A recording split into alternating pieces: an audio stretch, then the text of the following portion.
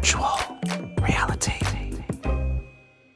Danielle Cabral, well, first and foremost, happy birthday to one of our favorite Leos of all time. Thank you, guys. My last year, my 30s. Wow. Okay. How do we feel about that? I mean, that's a major milestone moment. You know what? 30 was, I feel like my life started in my 30s. I was pregnant with my son. I gave birth in my 30s. I'm a mom, this whole new career. So 30 was very good to me. We love hearing that. And also, I feel the fun and not so fun thing about getting older is that it does get a little bit harder to party. But I'm glad to hear that even though in your final year of your 30s, you're still partying like a housewife. Are you excited for your event? Oh my God, I am so excited. This event, you know, when you go to like these housewives things, besides like the Dolores baseball game, which was phenomenal, by the way, it's a lot of like Q&A, you know, they get up, they take their pictures, but this event is we dance and party the entire night, and it's so much fun. I love that. Now, how do you think this year's event is going to stack up to last year's event, which came with a lot of drama? There's going to be probably no drama this time around? Well, here's the best part of making, I guess, having mistakes happen is that you learn from them. And if you do things right the second time around, you don't have to go through the same issues. You know, last year I tried it was the first time I ever did something like that. And I actually sent the girls contracts because I didn't know how it worked. I was new to this celebrity thing.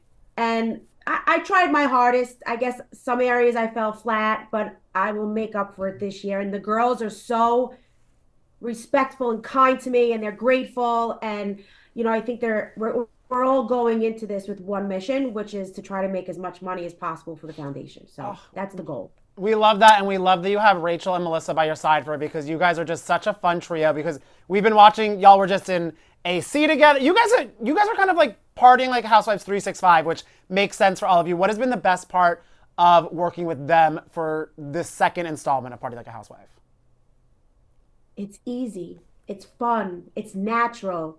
It's a two-sided relationship. That's good. So they're actually my friends and care about what's going on in my life with my kids, right? And Melissa and I have been doing appearances together because, you know, I get this comes with the housewife territory. You do appearances, and when the four of us get together, because now Miss Rachel Food is pregnant, so she's no fun to drink with.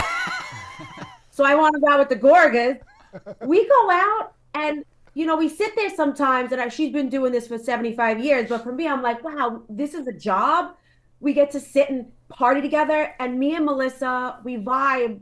We're like almost the same person in a way, you know? And it's been great. It's been so nice. And it's probably so much fun to dive deeper into these friendships with cameras down. There's not the pressure of filming. What are you enjoying about this time off, and how do you plan to spend the rest of the time off until the show comes back in whatever form that it does? I'm sure you're in some ways a little bit relieved to not be filmed and mic'd up all the time. Yeah, it is because I don't have to like look over my shoulder. I'm like, all right, you know, I could focus on doing great work. Like the show is awesome, and what comes along with it is even better. So now when I go into meetings with some really big people, it's not like, who's this chick? It's like, oh, we love you. We watch you on the show. Hell yeah. Oh, come here. Look who's on. You know, it's a totally different ball game for me because for all those years I was knocking down doors without a name.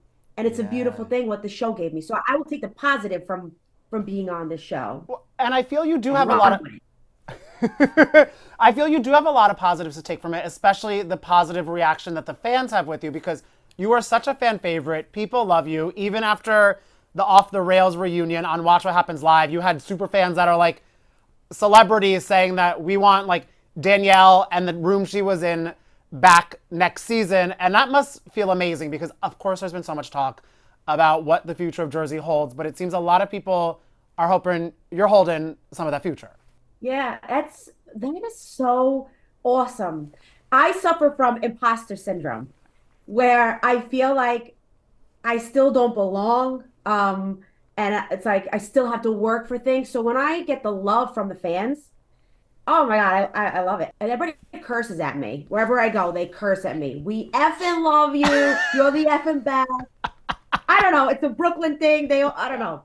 But the one reason why I said I can't do this show is the main reason why everybody loves me. And it's because I'm just like them. I don't fit the housewives mold. So in a way, it's really cool to see someone that's a little bit like themselves on this prestigious, hooty tooty television show. They see a little bit of themselves. Right. Now, there definitely was a whole lot of love for you in terms of the body shaming comment. I was personally rocked by that as a man who has body image issues. I felt so bad for Nate in that moment, and I really, the way you lunge across that table, like, I would hope that my partner would lunge across the table for me. What are some of your reflections on that situation? And I can't believe that you had to hold on to that for so many months. Like, I think back to when you did our live show in December, how that had already happened and you couldn't talk about it, and how hurtful that must have been just to sort of like keep that in your heart. Do you remember when we did our live show and they brought up about the other girl that was body shamed, and I was on stage and I was like, I know, I've went through it. And listen, you have, when someone gets physical, that's never right. It's wrong. But the saying, words hurt just as much. And when the words that cut like a knife, sometimes it's worse. And what I endured, what you guys saw was a fraction of what I endured at that table. It was the worst form of, I can't put it, abuse. It was the worst form you could ever think of. And that's what this situation did in a way. It was like, it brings up all these horrible things that you may think on a real crappy day, but someone is saying it to you. There's no excuse for getting physical, and I regret that I even got to that. But in that moment, I realized, because this was coming out in bloggers, people were saying mean things about Nate. You saw some of the videos that I was posting in the video I did with him, where my mother and I would see this, and we're like, oh God, I hope he doesn't see this tweet or this image of a big-breasted woman, and then there's my husband. Because he started going to the gym at 4 a.m. He started working out. He started going, babe, this shirt make me look okay? And I'm like, oh, he sees it. So when she said that to me, in that split second, I was like, oh my God, it was you. You've been putting it out. You. And it just happened. And I thought of my husband, and he's everything to me. And I'm not making excuses for what happened, but I feel like, No, that shows the love you guys have, and the love that you have like shown between you two for so long. And I hope he knows that this couch is obsessed with him. And I think that photo shoot. He knows. Thank you. Thank you, Nate. The world is the love that we got. And I said, okay, I have a year to sit on my response, and this is what I'm going to do. And I had the photographer and the videographer. It was such a peaceful set. And I said, Nate, trust us. We're going to make you feel comfortable and do right by you. And when we saw the first clip of that video, I was like, this is it. This is how you come back. This is how you get a bully, right? Is when you do stuff like that. And speaking of coming back, everyone is still in the talks and the theories about what they hope next season of Jersey would look like. Do you have a dream scenario of what it would be? Would you want everyone back because you're like, you know what? I know these ladies through ups and downs. Would you want a more mixed up, fresher slate? Like, what would your hope be? There's no dream when you're thinking about this, because if it's not Jennifer Aydin, it's going to be somebody else. You know what I mean? It's just the recurring thing, and it is what it is. You got to know what you're getting yourself into. You got to pick up your big girl pants and say, let's go. Either way, whatever it is. But I wish people would talk more about the show than who's coming back. Everybody's obsessed with that. Everyone. That's all they want to talk about, is who's coming back. Yeah, I know. Go to the beach. Go to the beach. Celebrate the last 2 weeks of summer. But I do feel like when people sort of put their dream rosters online, you always make the cut, even when it's your side of the rails room, that side of the couch. Or I did see a theory. It was like, let's just bring back Danielle, Dolores, and Teresa. How does that trio, like, how does that feel for you? All right. I don't know what I'm gonna do. I'm in this thing 2 years here. I have no say on who comes, who goes. I don't ever want it to be the Danielle show. Always wanted to be a supporting character on this franchise. I don't know how it ends up. I'm always in the thick of it. It's because you're a star. Danielle, you have main character energy, and you know that. Come on. I have main character star energy, but when it's on the Housewives, it's a whole different type of main character star energy, right? It's That's totally true. different. Well- Give me a Broadway stage, and we're there all day. Now, But here, I will let these girls. You're the stars. I will take the back seat. I mean, you know how much we want you on Broadway. Like that. That's I know. our one dying happening. dream. It's happening. It's happening. Yeah. We're gonna manifest it. Wait, because I'm thinking so much of the Party Like a Housewife roster. Melissa, you know, she has her songs. We know you have singing capabilities. Will there be a karaoke? I feel like Melissa and Danielle can't get on a stage with microphones and not sing. I did that to her at our appearance, and she killed it. But I don't want to make it a thing where she's like, "Oh, Danielle, don't do that anymore. Stop." You know.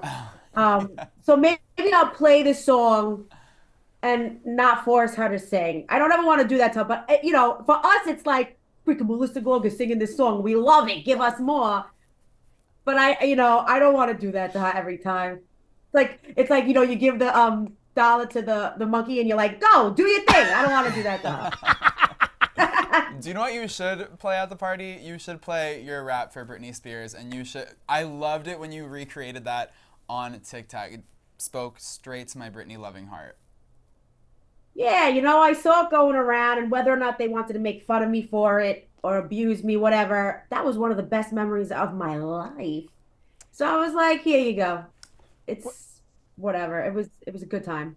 I do also love that now it has, because I saw you reshare it to your stories, that someone's like, oh wait, let's cast Danielle as Britney in a biopic. Yeah, did you see that? That'd be cool. That'd be cool as hell. You got like the blondish brownish hair. You got the brown eyes. You got the tan. You can sing. Yeah. Like, it's kind of making sense, Yeah. Danielle.